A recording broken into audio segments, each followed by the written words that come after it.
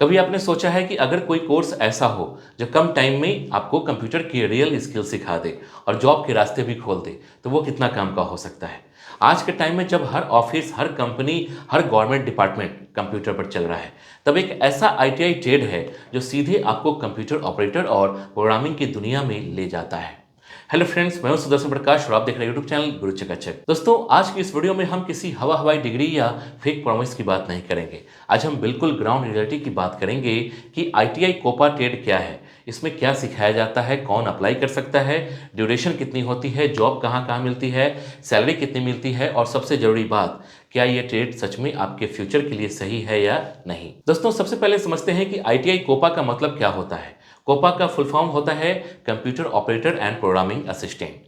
नाम से ही साफ है कि ये ट्रेड कंप्यूटर चलाने तक लिमिटेड नहीं है, बल्कि इसमें आपको प्रोग्रामिंग की बेसिक अंडरस्टैंडिंग भी दी जाती है। यानी आप सिर्फ टाइपिंग या डेटा एंट्री तक सीमित नहीं रहते, बल्कि कंप्यूटर के सॉफ्टवेयर, हार्डवेयर और प्रोग्राम लॉजिक को भी समझना शुरू करते हैं। यही वजह है कि आईटीआई कोपा आज के टाइम में सबसे पॉपुलर आईटीआई ट्रेड्स में से एक बन चुका है। अब बात करते हैं आईटीआई कोपा ट्रेड की ड्यूरेशन कितनी होती है। दोस्तों, ये ट्रेड आमतौर पर 1 साल का होता है। इस 1 साल में आपको थ्योरी भी पढ़ाई जाती है और प्रैक्टिकल पर भी काफ़ी फोकस रहता है। आईटीआई कोपा का सबसे बड़ा प्लस पॉइंट यही है कि इसमें सिर्फ किताबों की बात नहीं होती, बल्कि कंप्यूटर पर बैठकर काम करना सिखाया जाता है। यानी जो स्किल आप सीखते हैं, वही स्किल आगे जाकर जॉब में काम आती है। अब सवाल आता है कि आईटीआई कोपा ट्रेड में एलिजिबिलिटी क्या होती है। दोस्तों, अगर आपने 10th पास कर रखी है तो आप इस ट्रेड के लिए एलिजिबल होते हैं। ज़्यादातर आईटीआई इंस्टीट्यूट्स में मिनिमम क्वालिफिकेशन 10th पास ही मांगी जाती है। कुछ स्टेट्स में परसेंटेज क्राइटेरिया भी होता है, लेकिन जनरली अगर आपने 10th क्लियर कर लिया है तो आप आराम से कोपा में एडमिशन ले सकते हैं। साइंस या मैथ्स होना जरूरी नहीं होता। यही वजह है कि आर्ट्स और कॉमर्स वाले स्टूडेंट्स भी इस ट्रेड को चुनते हैं। अब समझते हैं आईटीआई कोपा ट्रेड में आपको आखिर सिखाया क्या जाता है। दोस्तों, इस ट्रेड में आपको सबसे पहले कंप्यूटर की बेसिक नॉलेज दी जाती है।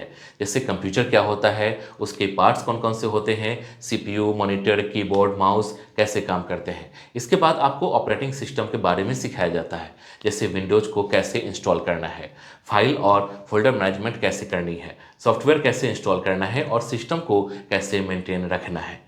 इसके बाद दोस्तों, आईटीआई कोपा में आपको एमएस ऑफिस सिखाया जाता है, जिसमें एमएस वर्ड, एमएस एक्सेल और एमएस पावर पॉइंट शामिल होते हैं। एमएस वर्ड में आपको डॉक्यूमेंट बनाना, फॉर्मेटिंग करना, लेटर और रिपोर्ट तैयार करना सिखाया जाता है।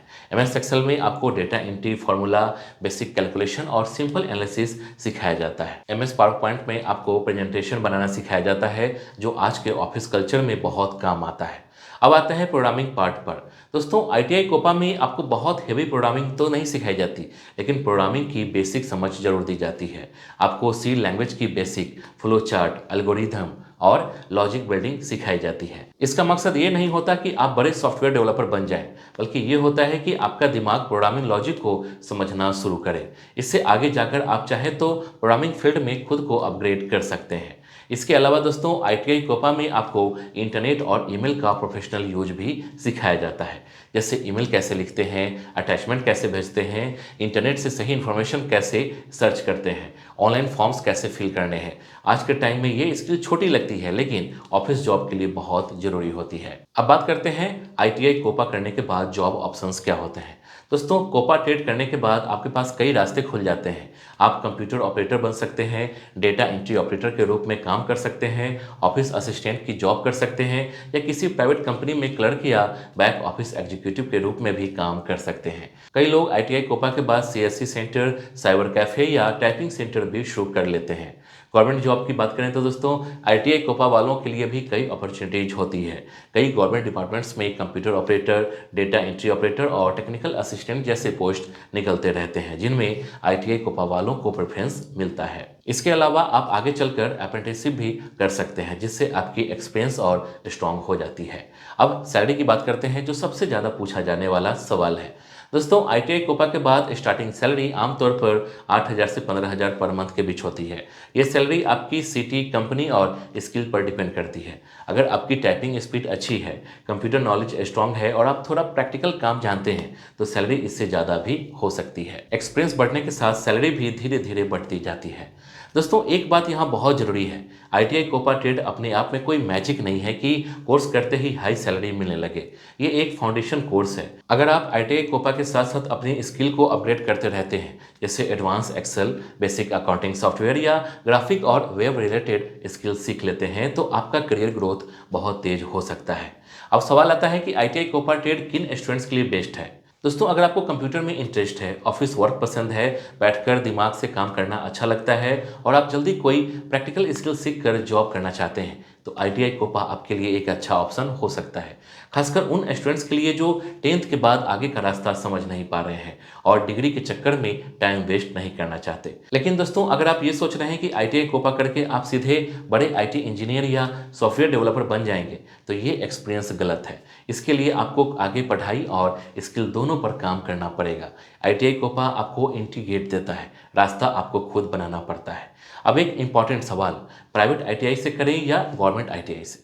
दोस्तों, अगर आपको गवर्नमेंट ITI मिल जाती है तो वो हमेशा बेटर ऑप्शन होता है, क्योंकि फ़ी कम होती है और सर्टिफिकेट की वैल्यू भी अच्छी मानी जाती है। लेकिन अगर गवर्नमेंट ITI नहीं मिल रही और प्राइवेट ITI अच्छी रेपुटेशन वाली है, तो वहाँ से भी आप कोपा कर सकते हैं।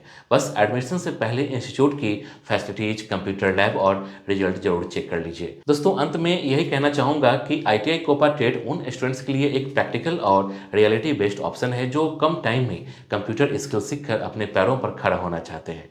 ये ट्रेड आपको कोई शॉर्टकट सक्सेस नहीं देता, लेकिन सही डायरेक्शन जरूर देता है। अगर आप मेहनत करते हैं, स्किल इंप्रूव करते हैं और टाइम के साथ खुद को अपग्रेड करते रहते हैं, तो ITI कोपा आपके करियर की एक स्ट्रॉन्ग शुरुआत बन सकता है। तो दोस्तों, अगर आपको ये वीडियो यूजफुल लगी हो तो इसे लाइक जरूर कीजिए, चैनल को सब्सक्राइब कीजिए और कमेंट में बताइए कि आप ITI कोपा ट्रेड के बारे में क्या सोचते हैं। और अगर आपके मन में कोई कन्फ्यूजन या क्वेश्चन है तो कमेंट में लिखिए, मैं कोशिश करूँगा आपको सही गाइडेंस देने की।